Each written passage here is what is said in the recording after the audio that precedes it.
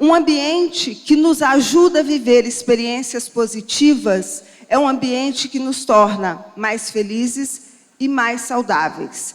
Para que um ambiente nos ajude a viver mais experiências positivas, ele precisa favorecer a experiência sensorial.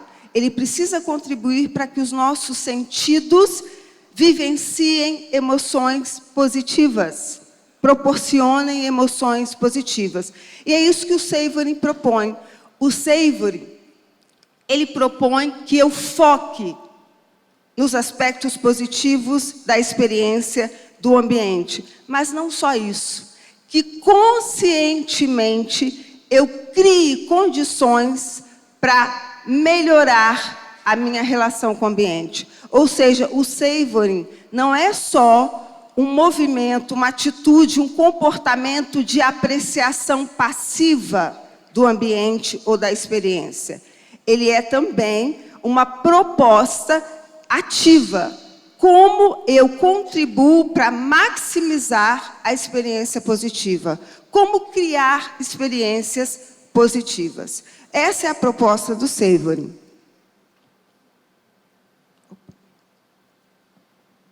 Não, peraí, não. É o verdinho de cima? Então, o Savoring, ele tem uma relação direta com a saúde e o bem-estar. Um ambiente adequado, um ambiente que favoreça a experiência sensorial, é um ambiente que gera bem-estar. Um ambiente que gera bem-estar, gera saúde. Essa foto é a sede do Facebook, na Califórnia, e é um exemplo de ambiente que favorece a experiência sensorial. Ele é claro, ele dá uma sensação de amplitude, ao mesmo tempo que ele dá uma sensação de proteção. A pessoa se sente protegida, ao mesmo tempo que ela se sente livre para circular, tem natureza. Esses são alguns elementos que a pesquisa científica mostra que são fundamentais para a sensação de bem-estar no ambiente. Luz e ventilação natural, natureza, proteção e espaço de circulação, a sensação de amplitude. Conciliar esses elementos no ambiente favorece muito o bem-estar. E isso está relacionado com o nosso processo evolutivo, como o nosso cérebro evoluiu. Cada cultura vai definir como organizar esses elementos. Uma coisa interessante é que no Brasil, nós ainda caminhamos para desenvolver uma proposta de design tipicamente nacional, tipicamente brasileiro.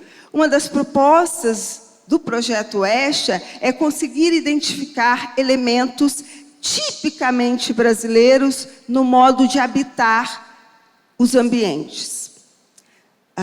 E muito a nossa maneira de lidar com os ambientes, de organizá-los e habitá-los, é muito influenciada por culturas externas.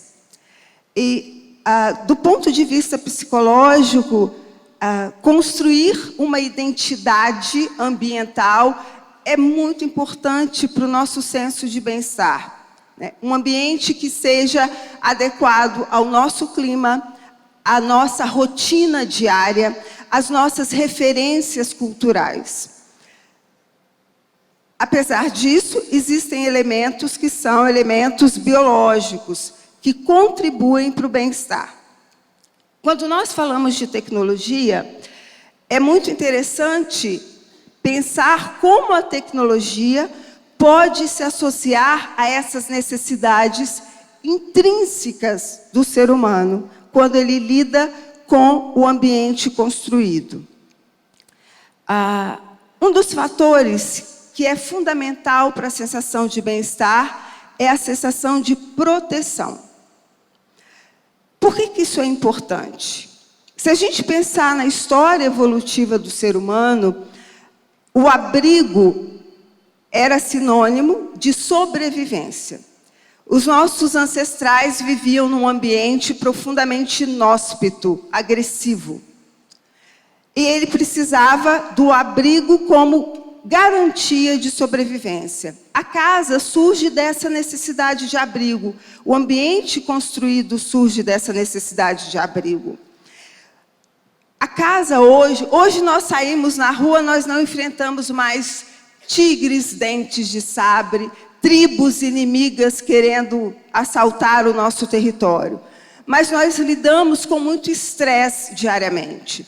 O tempo todo, quando nós estamos fora de casa, nós precisamos vestir um personagem para nos adequarmos aos ambientes coletivos, sociais, públicos.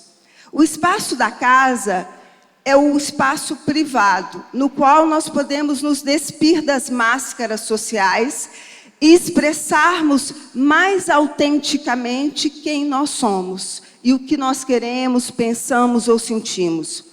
Então, quando nós estamos no espaço público, nós precisamos o tempo todo nos adequarmos, nos adaptarmos às normas e regras sociais.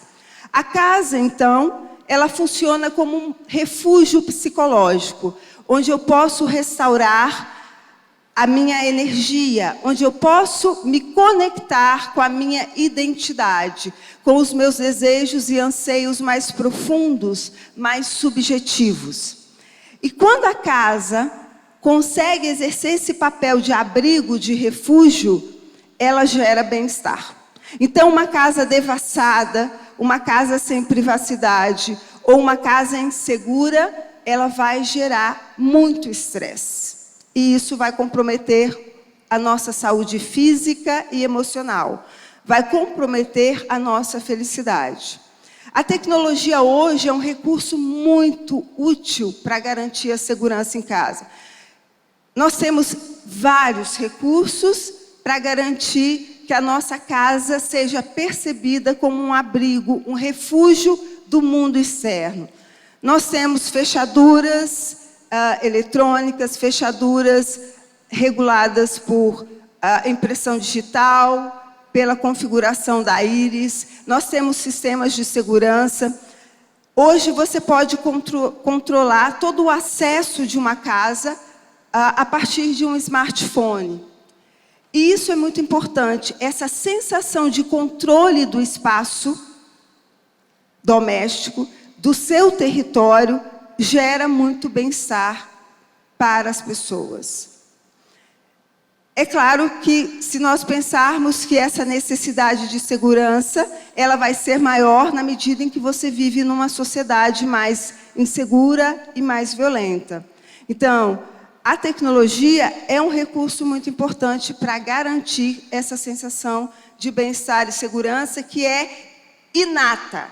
Ou seja, nós nascemos geneticamente programados para buscar segurança. E a casa é o espaço no qual nós encontramos esse sentimento de refúgio. E ele pode ser potencializado pela tecnologia.